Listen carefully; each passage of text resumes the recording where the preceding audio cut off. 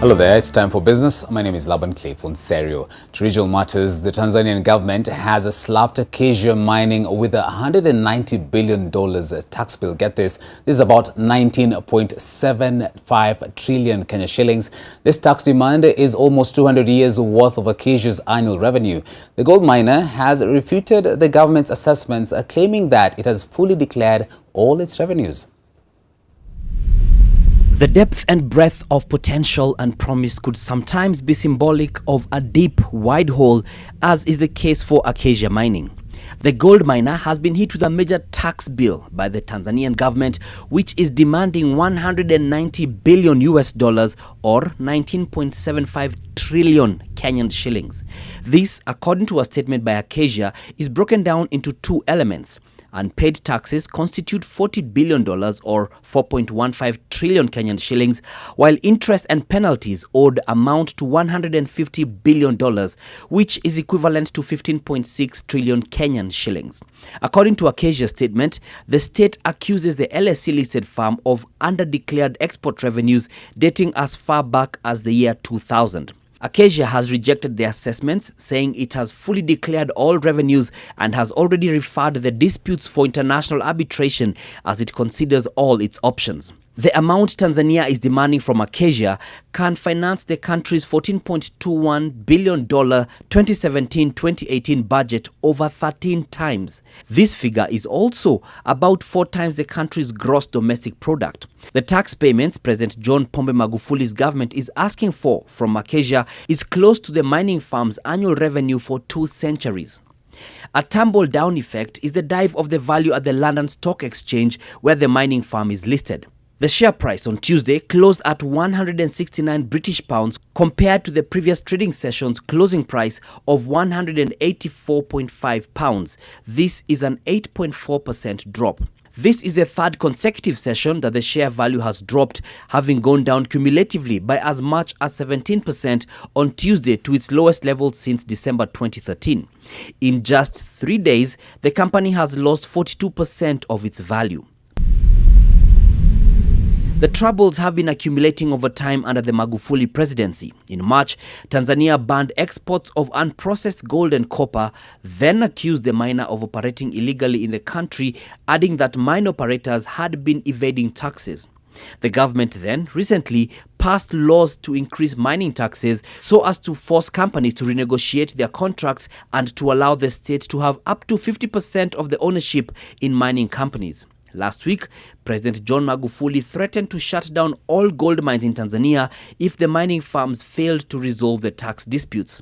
The head of state has been arguing that investors are actually stealing from the citizens, arguing that he would rather have the mines given to Tanzanians to extract, sell the minerals themselves and pay the taxes, rather than giving to, quote, people who call themselves investors with the intention of stealing from Tanzanians, end of quote.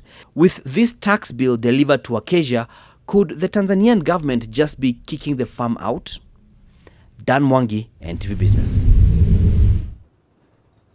Drastic policy changes require to be made if Kenya is to achieve the annual growth target of 10% per annum. That's in order to become a middle-income country by the year 2030. Now, policy experts at the Kenya Institute of Public Policy Research and Analysis, KIPRA, have pointed out that the economy in its current setup is unlikely to yield growth robust enough to hit the 10% mark.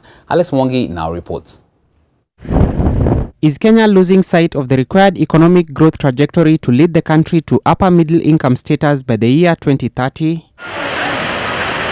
Last year, the country's GDP grew by 5.8% against a target of 8.7% according to Vision 2030's medium-term plan. The envisioned 10% growth rate per annum is like a mirage, getting more and more out of reach.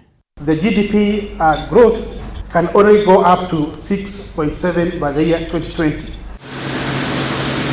Going forward, Kenya's competitiveness is increasingly being pegged on the extent to which it will expand the volume of products manufactured within its borders as well as their variety. At East African region, our goods are almost similar, primary products.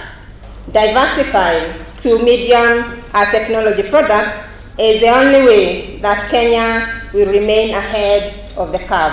Our exports to Uganda are declining, their exports to Kenya are increasing. I guess that's a natural consequence, first of all, of regional integration, because trade has to flow within the EAC. We've also looked at the numbers, and we do notice that there's a lot of Chinese and Indian products that have replaced Kenyan products in that market. These ones are mainly due to cost competitiveness. With a per capita income of $1,361, Kenya is recognized as a lower middle income country. To make the leap to an upper middle income country, which will mean a per capita income of at least $4,126, is a journey whose initial steps, policymakers say, have not gone according to plan. But we find there's a challenge because the current fertility rate is still high, while the economic growth is low. Kiriga spoke during the launch of the Kenya Economic Report 2017 by the Kenya Institute of Public Policy Research and Analysis. Alex Mwangi, NTV. And a suggestion to have the Mombasa tea auction relocated from the coastal town to Nairobi has been opposed on grounds that it will take away jobs. Now, the relocation proposal was floated because the automated system at the auction and the standard gauge relay line make it easier to set up the base in Nairobi. Now, in the meantime, the Mombasa County government has been urged to create a more enabling environment for the business community to prosper. Bidders doing their trade at the Mombasa tea auction, which serves more than 10 countries in Africa. This is one of the world's largest black tea exchange centers. It uses an anonymous system to conceal identity of the bidders. This encourages and helps create a level playing field. But recent developments have made some stakeholders make subtle suggestions to have the center relocated. The motivation would be when we look at the SGR coming to Mombasa, it will now take a shorter time for any commodity to get to Mombasa, for one. Two, we are moving automation. Now when we have automation, unless we have appropriate incentives in Mombasa, the teas may as well be purchased from any location. You don't have to be physically present within the auction to buy the teas. This proposal has, however, met stiff opposition on grounds that it will affect jobs and, by extension, Mombasa's economy. The idea of the tea auction being moved out of Mombasa is a disaster for us. This is the largest tea auction in the world. 100 billion shillings worth of business is transacted here. It contributes 4% to the GDP of Kenya, 20% of the exports of Kenya, and here in Mombasa, employing over 50,000 people. The auction brings together players in the tea sector, including producers, brokers, and buyers.